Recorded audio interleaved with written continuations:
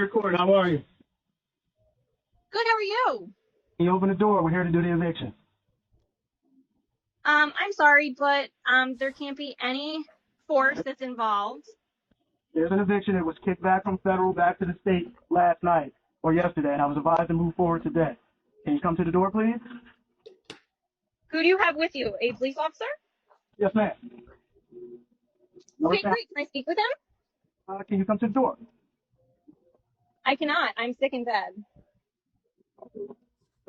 Well, I can't stop the execution of the eviction. Well, those orders are void, unfortunately. Police officer, more time. Sir. Can you come downstairs and Hi, how are you?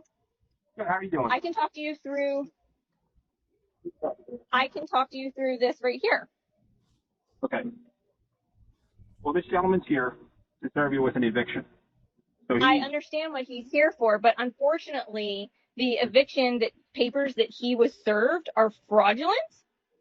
And as a result of being fraudulent and not being ordered by the court of right, he doesn't have the actual order in hand. That's not the actual physical order. There was never an actual order for possession. There was an order that was enjoined with the DC action, which pursuant to law, you can't join an LT action with a DC action with an LT action. Nothing can be enjoined together. Ma'am, you talk to them. The officers are here. They wouldn't understand the court side of it. I was given a green light. Right, but this is civil. So, unfortunately, and you cannot make forceful entry into the home. Actually, I can. We're opening the door. No, you cannot. Opening the door now. That is illegal. It's not. It's really ironic, right?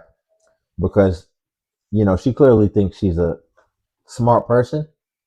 She knows a little bit, but it's amazing how some people are a little smart, but they don't have any street smarts whatsoever.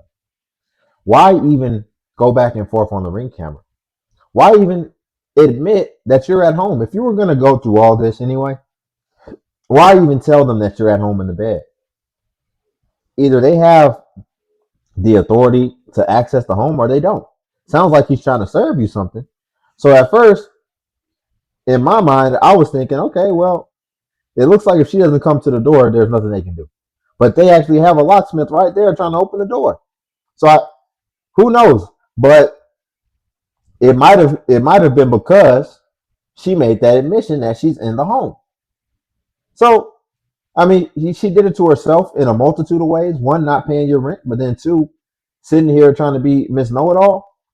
But yeah, let's go ahead and get into the next clip. Before we do, if you all could like the video, I greatly appreciate it. It only takes a second and it helps me out more than you know. So I know it's easy to forget. Just wanted to remind here on the front end, if you could like the video, it would help me very much. Let's go ahead and get into the next clip. Not a thick to have 5 children living in a fucking low budget hotel. I just want to clear the air to let people know that when people end up in a hotel, it's because of displacement. It's because of unfortunate circumstances sometimes. Mainly because of the way the government and the economy is, okay? That's the case for me. Let's get that clear. Let's get that out the way. And then secondly, all 5 of my children do not live in the hotel. One of my children lives with his active father that he's had in his life for a very long time. That's my firstborn. My eldest son lives with his father, okay? And just because I'm on the internet, showing how it looks in a hotel, I'll let you know. I have 5 children. One is 16, one is 12, one is 9, one is 3. And then we have this baby. Yeah, she just turned 2024. So, she just turned. Anyway, I see and notice a lot of people have a lot to say about how many children I have, my fertility, you know what I'm saying? But at the end of the day, you're not thinking of the problems that put me in the situation to fucking begin with. I want to do a story time on how I even ended up in a hotel because it is a long story. It is very, very long. It's about 5 years long. Because to be honest, if it wasn't for the slumlords and the bad landlords that I've had to deal with and the mismanagement, a lot of this stuff would have been prevented. It could have been prevented.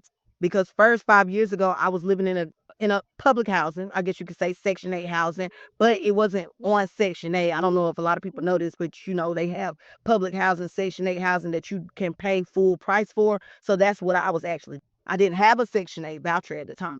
This neighbor did not like me. She was a booster and she stole my fucking carpet cleaner. And then DSS got involved. And then they took my children for 6 months. And then I had to move to another place. And when I moved to Spartanburg, another city outside of the city I was staying in, then I ended up with another bad landlord because the last landlord, when I was living in the public housing 5 years ago, she was bumping pussies with the lady that was calling the police on me, calling DSS on me, and all of that bullshit. So I ended up with another shitty landlord.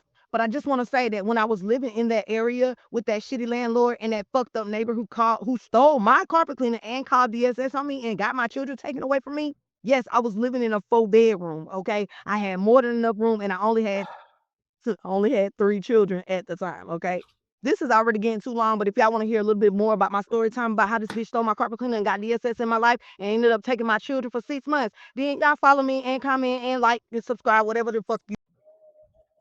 We don't need to hear anymore. I think we know the problem. Did you all see the pattern? Did y'all see the pattern there? From the beginning to the end, it's always somebody, something else's fault. It's never her own fault. She was displaced.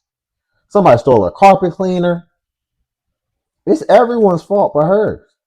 Why she's in the situation living in a low budget hotel, like she said. It's always everybody's fault. And notice the key here. You got to really pay attention. Because a lot of people, they obviously she likes to blame everybody else. So she believe it or not, she was actually holding out a lot of the information that she did, but she was still 40 and slipping a lot to be able to put the pieces together. Her oldest son, who was 16, doesn't live with her. He decided to go live with his father. I wonder why. He got old enough to where he could make the choice of where he wanted to be. And he decided he wanted to be with his father. Y'all think that's a coincidence? Now, when it all comes down to it, the root of this issue of why she gets the results and she ends up in the situations that she ultimately is, I don't think it has to do with everybody else. Because I think if you asked her, I mean, if you've been out here fending and taking care of these kids, which I mean, she was using government assistance as well. Keep that in mind. I don't know if she was being truthful about, she's talking about she was paying full price. Sure. If you're paying full price, why are you on it? But if you asked her, you've been scraping and scrambling and figuring it out with 5 kids all this time. You're not going to tell me you wouldn't have been able to just be able to take care of yourself had you not have had all these kids. So what that reveals is ultimately it's not everybody else's fault. You decided to take on all these responsibilities. And now what it's going to come down is for you to take on some accountability, because that's ultimately why it's so hard for you to be able to sustain yourself, because you've taken on all this overhead. And what it's shown, because her oldest is 16, but now she has a 1-year-old, is that she still hasn't learned the lesson. So it's not on everybody else. It's the fact that you put self-inflicted wounds on yourself, and you also don't learn from your mistakes, and you like to blame other people for something that you should be responsible for, which is your own life. That's the reason, in my opinion, that you end up in a shelter or in the low budget hotel. It's not everybody else's fault. Hey, so I know I don't really ask for much on here, but I'm going through a rough time. I'm having a hard time right now, and it's very hard for me at the moment. I do have a job, but I'm not working that many hours. I just got my paycheck yesterday, and it wasn't that much. I'm kind of disappointed. The thing is, I am I'm really short right now, and I really need help. If somebody can help me out. Hold on. Before we get to you being short, she mentioned she had a job right now, but she did not insert the key information that we need, because she said she's not working that many hours. But she never said why. And I think that's the most important information. But I feel like that's what she doesn't want us to know. because she would have admitted it if she had an excuse for it. She's choosing not to work that many hours. I have to pay my rent. My rent is due on Sunday, and I'm not getting any more money until the end of next month, which is the 28th, and I have to pay my rent. My rent is due, and the money that I had was towards my bills because I had to pay my phone bill. I just paid my phone bill, and I had to pay my cable bill, and I had to pay my electricity bill and everything. I had to pay utility bills.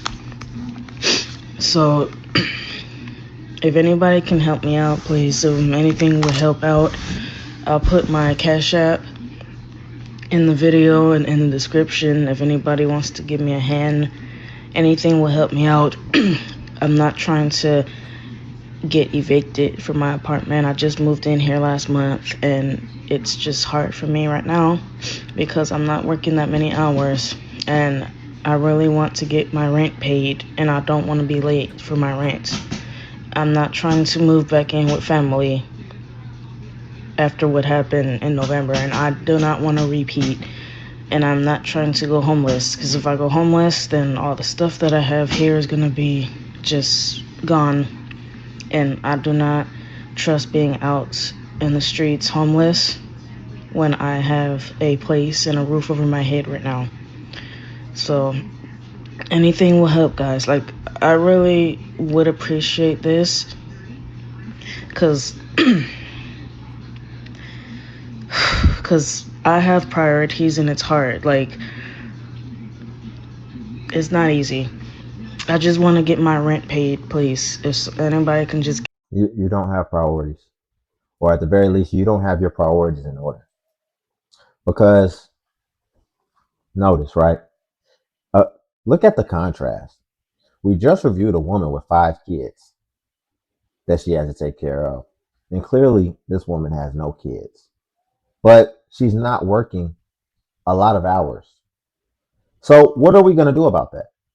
First of all, you either work some more hours, because I bet she can, or you get another job. But what are we doing to solve the solution before we come on here trying to beg for money?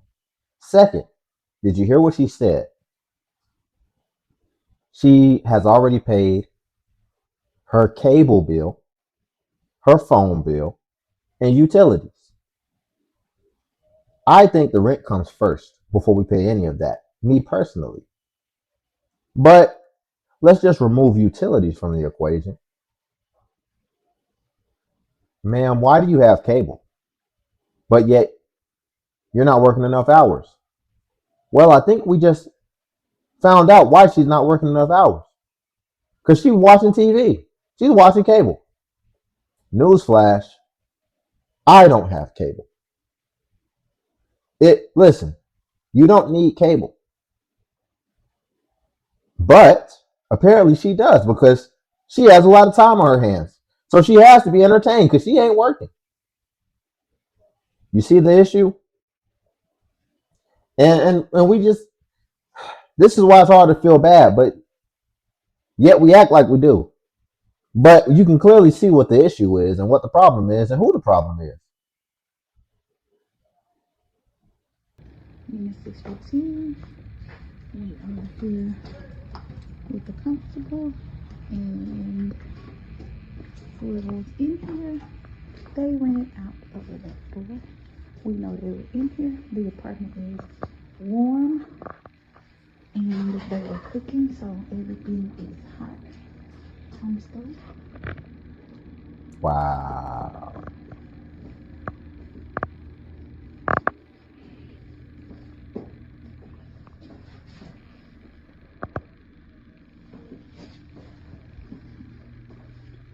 And the back door has been kicked in. Constable popped that up until he came to secure. He's waiting on the car. The part we don't usually see. So Section 8 tenant got evicted that same day. Then decides to come back, kicks the door in, comes back with his girlfriend, and it looks like he's making macaroni and cheese or something. But regardless, tried to come back in the home. And he thinks that that's just going to slide. And see, they tried to run up out of there, especially since she has her camera rolling. I guess so they have plausible deniability and can act like they weren't there. But it's pretty obvious you were there. And, they just evicted you that day. And I'm sure there's a camera somewhere that picked you up. But this is where we're at. Y'all, we'll leave it there for today. If you could like the video, I greatly appreciate it. It only takes a second, like I said, and it does help me out tremendously. Also, if you could hype the video. Hype is a new feature that YouTube offers where it helps smaller content creators like myself. And the more you hype, the more YouTube pushes me. So it pushes us just like it pushes the larger content creators. And right now, it is giving more points than usual. So I would love if we could take advantage of that. But I know sometimes it vanishes. So if it's not there, no worries. If you could just like, that helps all the same.